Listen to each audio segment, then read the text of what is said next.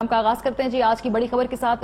वैसे ताज्जुब की बात है कि आप सोच सकते हैं कि किसी सरकारी ओहदे पर फाइज शख्स कोई अहम मालूमात लीक करता हो, किसी को अहम कौमी मामले में गैर जरूरी ताखीर करता हो। हकीकत यह है कि ऐसा मामला गुज़िश्ता चंद सालों में होता रहा है और वो मामला है साबिक governor state bank Tariq Bajwa से मुताल्लिक। गुज़िश्ता दिनों साबिक governor state bank Tariq Bajwa को ओहदे से हटाया गया। क्यों हटाया गया, जो वजूहात सामने आई हैं वो तशवीशनाक भी हैं, हैरान कुन भी है। जराये के मुताबिक governor state bank Tariq Bajwa अहम मालूमात लीक करने में मुलव्विस रह चुके हैं और साबिक गवर्नर स्टेट जो है वो साबिक वजीर खजाना इसहाक डार के बहुत करीब भी थे जब लगाया गया। एक बहुत बड़ी कंट्रोवर्सी तब भी थी और तारिक बाजवा ने हुकूमत को बगैर बताए रुपए की कदर कम की है, ये क्लेम करती है गवर्नमेंट भी और हमारे जराये भी। जबकि तारिक बाजवा ने पाकिस्तान बनाओ सर्टिफिकेट के इजरा के रोज भी शरह सूद बढ़ा दी थी।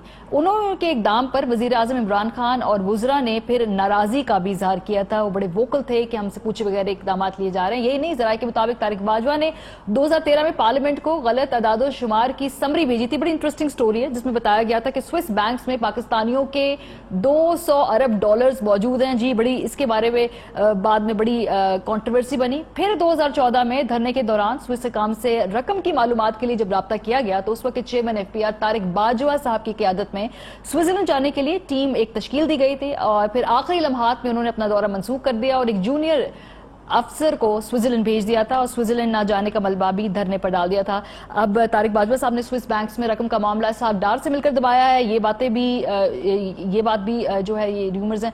तारिक बाजवा साहब हुकूमती अहकामात पर अमल दरामद में बार बार रुकावट बन रहे थे। इक़्तिसादी मामलात से मुतालिक प्राइम मिनिस्टर के अहकामात को भी बज़ाहिर वो नजरअंदाज करते रहे हैं और कारोबारी अफराद को जो वाजिबुल अदा रकम की अदायगी है उसके वाउचर्स जारी करने से भी इनकार कर दिया था और इन 400 अरब रुपए के वाउचर्स जारी करने की मंजूरी की काबीना ने दी थी लेकिन उन्हें जारी नहीं किया गया था।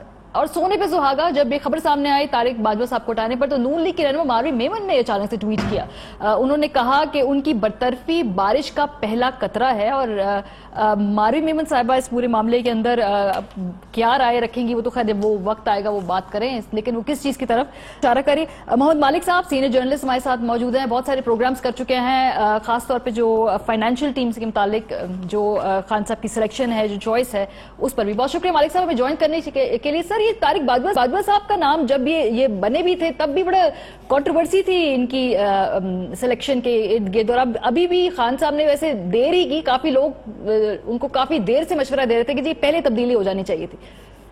एक्चुअली आपने बात डिटेल में Maria, you have given a very comprehensive introduction, उसमें तो ज्यादा बातें तो कर ही ली हैं और खासतौर पे पहली कंट्रोवर्सी बनी थी $200 बिलियन की।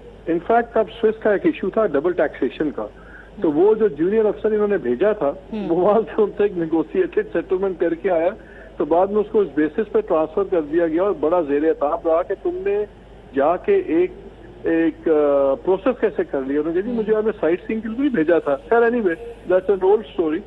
इनके एक्चुअली अब ये दोनों तरफ का ट्रस्ट खो चुके हुए थे।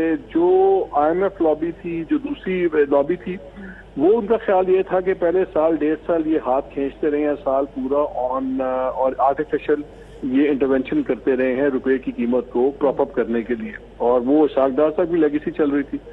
दूसरी तरफ जब इन्होंने, आपने बिल्कुल पॉइंट आउट किया कि जब इन्होंने पैसे के रुपए को गिराया भी वो इतना सडन और फेज आउट नहीं किया। इनको जब बात हुई तो गवर्नमेंट का इस्तार ये था कि अगर हमने करना भी है रुपए को तो 2-3 फेजेस में करें, स्टैगर करके करें, वो इन्होंने कर दिया।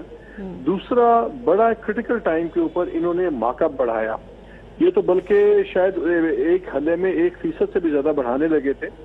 जब पहली बार इन्होंने बढ़ाया तो बड़ी बहसें हुई तो तब इन्होंने 0.5 बढ़ाया, but that created a lot of problems, economic problems for the new government. तो ये दोनों साइड का ही एतबार खो चुके थे। अब तो टोटल आपके सामने जो गवर्नमेंट आ रही है, फाइनेंशियल टीम आ गई है, वो तो वैसे ही पूरी IMF कलर्ड टीम है।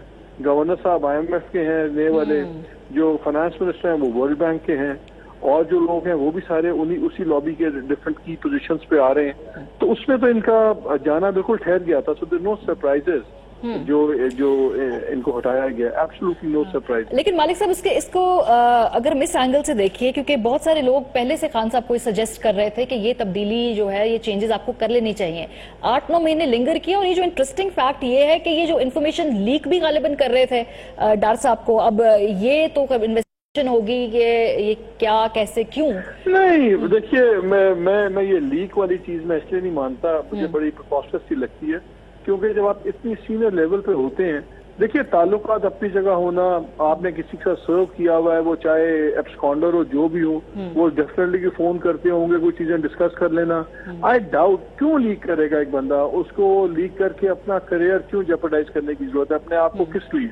आप लीक करते हैं कि या आपका कोई वेंजेंस हो, आप लीक करते हैं आपका कोई पॉलिटिकल अलायंसेस हो। ठीक है, ब्यूरोक्रेट्स की कोई अलायंसेस नहीं होती, ब्यूरोक्रेट की अलायंसेस अपने ही सेल्फ सर्वाइवल के साथ होती हैं या अपनी पोजीशन के साथ होती हैं। मुझे कोई समझा दे कि फायदा क्या, और क्या ऐसी खौफनाक इंफॉर्मेशन लीक कर दी जिसकी बेसिस। लेकिन ये जो इकदाम की आप बात करें मालिक साहब, तो ये अपने तय पे कर रहे थे कि जो आप कह रहे मार्कअप जो है एकदम से बढ़ा दिया, फिर उसके अलावा डॉलर की कीमत यकमुश्त बढ़ा दी, ये अपने जब मार्कअप की बात हुई है तो उस वक्त असद उमर फाइनेंस मिनिस्टर थे, और मुझे बड़े काबिल एतमाद जराये से बताया कि उस पर बड़ा सीरियस इशू हुआ, तो बल्कि इनकी यहाँ तक कोई तल्ख कलामी हुई कि इन्होंने फाइनेंस मिनिस्टर को भी कहा कि जी ये फिर अब जो मॉनेटरी पॉलिसी है फिर आप लोग डिसाइड करेंगे कि हमारी मॉनिटरिंग कमेटी, इनकी स्टेट बैंक के अंदर अपनी एक कमेटी होती है जो एक्सचेंज रेट और मार्कअप रेट्स के ऊपर अपने फैसले लेती है। तो वहां तक इतना टिप हो गया था कि they openly sort of traded harsh comments, तो वो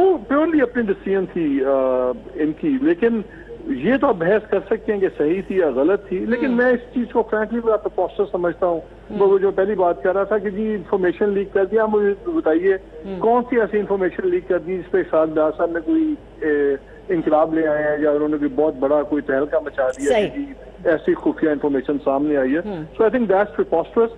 लेकिन पहले दिन से इनकी एक कंट्रोवर्शियल अपॉइंटमेंट थी, और आई थिंक ना ही होते तो बेहतर था। कोई ऐसे स्टर्लिंग काम नहीं किया इन्होंने। ठीक है, बहुत शुक्रिया मोहम्मद मालिक साहब हमारे साथ मौजूद थे।